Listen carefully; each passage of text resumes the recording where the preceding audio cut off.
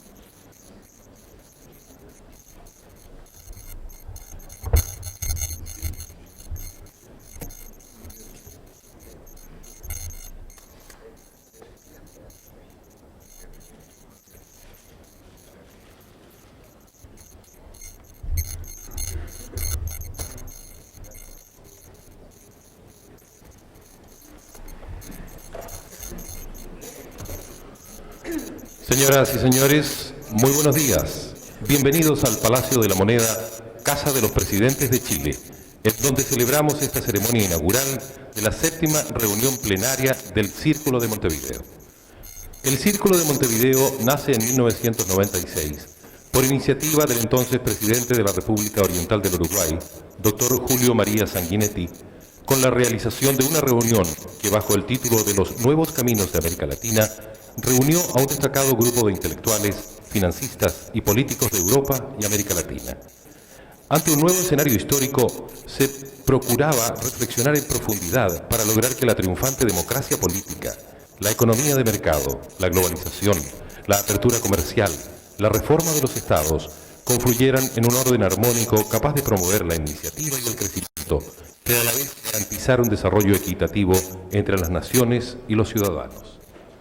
Preside esta ceremonia inaugural Su Excelencia el Presidente de la República de Chile, don Ricardo Lagos Escobar.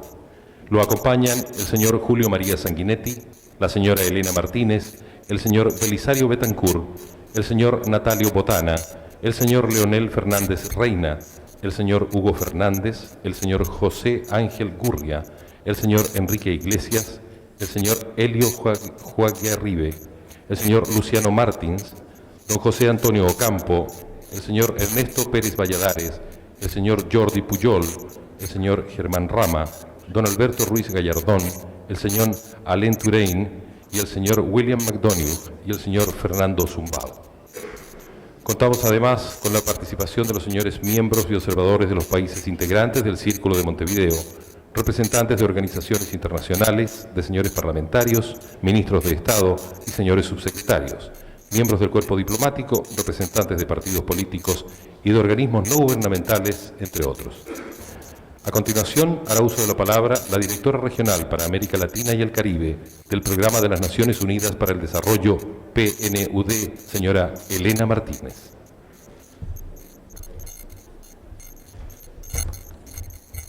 Excelentísimo señor Presidente de la República de Chile, don Ricardo Lagos, señores miembros del Círculo de Montevideo, honorables miembros del cuerpo diplomático, señoras y señores, amigos todos.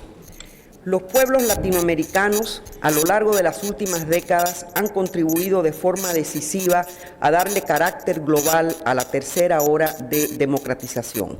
Razones de historia nacional y de entorno internacional favorecen el asentamiento de la democracia en la región. Esto no supone, sin embargo, que las democratizaciones en curso marchen sin problemas. Todos conocemos en el caso de algunos países, inclusive se enfrentan realmente situaciones muy difíciles. Nuestras democracias no solo deben enfrentar los problemas del pasado aún no resueltos, sino que deben ser capaces de visionar y enfrentar los desafíos de un tiempo nuevo.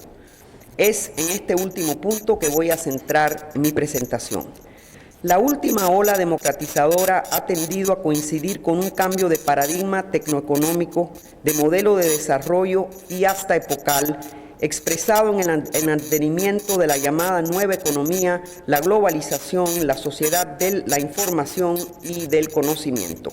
Más que democratizar el viejo modelo de desarrollo, las democracias latinoamericanas parecen haber procurado la legitimación política necesaria para transitar hacia los nuevos y en parte inciertos modelos. Desde el paradigma del desarrollo humano, la democracia sigue siendo insustituible, porque más allá de su forma recortada de poliarquía, institucionaliza el aunamiento de la garantía de las libertades personales con el ideal republicano de la autolegislación expresado en las libertades políticas. Estos ideales plasmaron históricamente en la institucionalidad del Estado democrático y social de derecho. En nuestro tiempo, sin embargo, los Estados-nación, no obstante su centralidad, ya no pueden garantizar por sí solos el destino de sus respectivas comunidades políticas. La democracia y la ciudadanía se juegan hoy también en los espacios local, supranacional y global. Estamos en el umbral de una nueva época que plantea sus exigencias propias a los códigos y a las prácticas políticas democráticas. La democracia no es ningún punto de llegada, no hay punto de llegada en las construcciones sociales humanas. Hoy como ayer, la democracia solo puede consolidarse mediante su adaptación y perfeccionamiento permanentes. El ideal de ciudadanía y de desarrollo humano, representado por el Estado democrático y social de derecho, no puede ser abandonado, aunque sí creemos que debe replantearse hoy en base al menos a 3 elementos centrales. Primero, el reconocimiento de que existen efectivamente fallos del Estado o del proceso político que, contrabalanceados con los fallos del mercado, deben darnos mejores criterios para definir los ámbitos propios de la intervención pública en la línea tan fundada como claramente expuesta por Stiglitz en el pasado reciente. Segundo, el nuevo entorno representado por la sociedad de la información y del conocimiento, base tecnológica de la globalización, la cual expresa no la globalización de la vieja economía, sino la emergencia de una nueva economía global y del conocimiento, sin considerar la cual tampoco tendría cabal sentido plantear hoy las políticas y las instituciones del desarrollo humano necesarias para la universalización de la ciudadanía económica, política y social de nuestro tiempo. La nueva economía no es la que viene, es en la que ya estamos, la que se está desarrollando desigual y contradictoriamente en todas partes del mundo. 3 grandes rasgos interrelacionados la caracterizan según el doctor Castells. Primero, es una economía centrada en la información y el conocimiento que pasan a convertirse en los factores básicos de la producción, la productividad y la competitividad, tanto para las empresas como para las ciudades, regiones y países. Segundo, es una economía global, lo que no quiere decir que todo está globalizado, sino que las actividades económicas dominantes están articuladas globalmente y funcionan como una unidad en tiempo real. Y tercero, es una economía que funciona en redes descentralizadas dentro de la empresa, en redes entre empresarios y en redes entre las empresas y las pequeñas y medianas empresas subsidiarias. Esto permite obviamente una gran flexibilidad y adaptabilidad. La nueva economía está basada en las tecnologías de la información y la comunicación de base microelectrónica y tiene una forma central de organización que es la Internet. Y como todos sabemos, la Internet no es una tecnología, sino es una forma de organización de la actividad económica. No se trata solamente de que las empresas utilicen Internet, sino que se organicen en torno a la red de relaciones que están electrónicamente conectadas en base en la información. En el futuro más o menos inmediato, las empresas que no funcionen de esta manera tenderán a desaparecer poco a poco. Una transformación económica de esta magnitud ha de constituir el principal desafío político y social de nuestro tiempo. La globalización significa que muchas de las decisiones políticas o regulaciones que van a afectar decisivamente nuestras vidas se toman fuera del espacio nacional, en un espacio transnacional no configurado institucionalmente como espacio ni comunidad política. La regulación inevitable de la globalización económica escapa a las posibilidades regulatorias de los estados nacionales formalmente soberanos. En todo caso, los poderes reguladores de la globalización no expresan ni responden ante los pueblos de los estados no hegemónicos y solo muy imperfectamente ante los de estos. Emerge un riesgo de pérdida de las capacidades de gobernación y de legitimación democrática, también de deterioro de la política, de retroceso de la acción colectiva y de huida hacia la acción privada, legal o ilegal. La globalización ha puesto en cuestión la constelación nacional que había surgido trabajosamente en la Paz de Westfalia. Si el Estado soberano ya no puede concebirse como indivisible, sino compartido con agencias e instancias internacionales, si los Estados ya no tienen control completo sobre sus propios territorios, si las fronteras territoriales y políticas son cada vez más difusas y permeables, entonces los principios fundamentales de la democracia liberal, es decir, el autogobierno, el demos, el consenso, la representación y la soberanía popular se vuelven problemáticos. La política nacional ya no coincide con el espacio donde se juega el destino de la comunidad política nacional. Los déficits democráticos y de legitimidad que inevitablemente brotan de lo anterior tienen al menos tres manifestaciones interrelacionadas que están en la base de los procesos de reconstrucción de la política y de la gobernabilidad democrática de nuestro tiempo. En primer término, acontece en el interior del Estado y se expresa en el fenómeno universalizado de la devolución o descentralización. Los gobiernos nacionales ya no pueden pretender asumir toda la responsabilidad por el desarrollo nacional. Los desafíos del desarrollo se dan también de modo local y exigen la movilización de energías y espacios democráticos locales que acaban generando identidades y comunidades que es preciso articular dentro del Estado-nación. En segundo término, se refiere a la globalización de las regulaciones de la economía global, es decir, de las normas, estándares, principios y reglas que gobiernan la producción y el comercio global, así como los mecanismos de coerción previstos para garantizar su cumplimiento, los cuales se enmarcan después, cuando no determinan directamente, muchas de las regulaciones económicas que después aprobarán los parlamentos nacionales.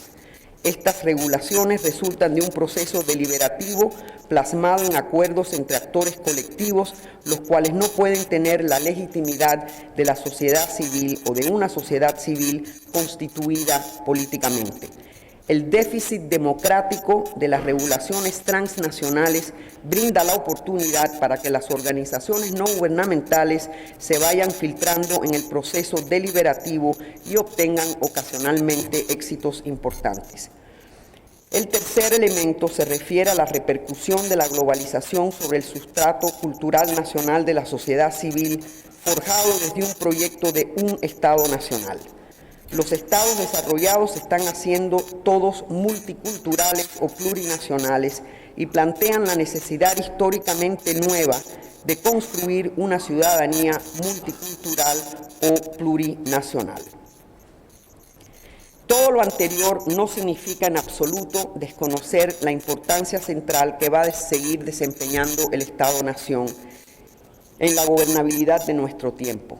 Contrariamente, el Estado-nación va a seguir siendo la arena política y el recurso indispensable y más potente del que disponemos hoy para favorecer positivamente las transformaciones antes indicadas. Creemos que los Estados nacionales van a perder necesariamente poderes en favor de entidades subestatales y supranacionales, que sus tareas y funciones se están transformando de hecho, pero que ello no implica en absoluto pérdida de relevancia ni de centralidad política. Para ir construyendo los códigos de la ciudadanía, la sociedad civil y la democracia de nuestro tiempo, necesitamos recuperar la política, una nueva política que vincule lo local a lo global, reconozca las identidades, reafirme un nuevo rol para el Estado nacional, reconozca el valor de los mercados sin confundir la sociedad con los mercados, y genere los nuevos espacios públicos, actores y redes capaces de establecer las regulaciones del mercado exigidas por la dignidad, la seguridad y la libertad de las personas. Están surgiendo los contornos de una sociedad red en la que el Estado Nacional cumple funciones de articulación e integración hacia adentro, hacia afuera, y en la que también las instituciones no estatales y las empresas han de asumir responsabilidades por el desarrollo humano. En este proceso complejo, el desafío democrático consiste en volver a ensanchar el espacio de la acción política, tanto renovando la política democrática nacional como fomentando y reconociendo nuevos actores y arenas que desde lo local contribuyen a la construcción de un sistema eficiente y democráticamente legítimo de gobernabilidad global. Los procesos y desafíos que acaban de referirse son de orden global y afectan tanto a los países desarrollados como a los países en desarrollo. Pero las oportunidades y amenazas que plantean son específicas en relación a los particulares recursos y capacidades institucionales con que cada país cuenta para enfrentarlas. Nuestros países en nuestra región han de hacer frente a la vez a los problemas que vienen de la nueva sociedad global en formación y a los que no se acabaron de resolver en el pasado. En otras palabras, el dilema de la gobernabilidad democrática en América Latina no se expresa ya en la oposición entre democracia y autoritarismo, pues la democracia no tiene competencia ideológica creíble en el horizonte vislumbrable. Consiste más bien en si nuestras todavía jóvenes, desiguales e imperfectas democracias serán capaces, en un nuevo entorno tecnoeconómico, de enfrentar a la vez problemas derivados del pasado y problemas derivados de la adaptación a la nueva economía global y del conocimiento. El Círculo de Montevideo se inició como una exploración de los nuevos caminos de América Latina. Es mucho lo que se ha avanzado bajo el impulso amigable, flexible y firme del presidente Sanguinetti. La comunidad internacional se ha fijado irrenunciables objetivos de desarrollo económico, social, medioambiental y político para el año 2015, que el PNUD asume como propios. En torno a esta misma fecha, los pueblos latinoamericanos irán uno tras otro celebrando el segundo centenario de su emancipación. Que nuestro trabajo contribuya a llegar a él como sociedades democráticas plenas, pues solo en ellas puede germinar la libertad, la dignidad y la seguridad de las personas. Muchas gracias.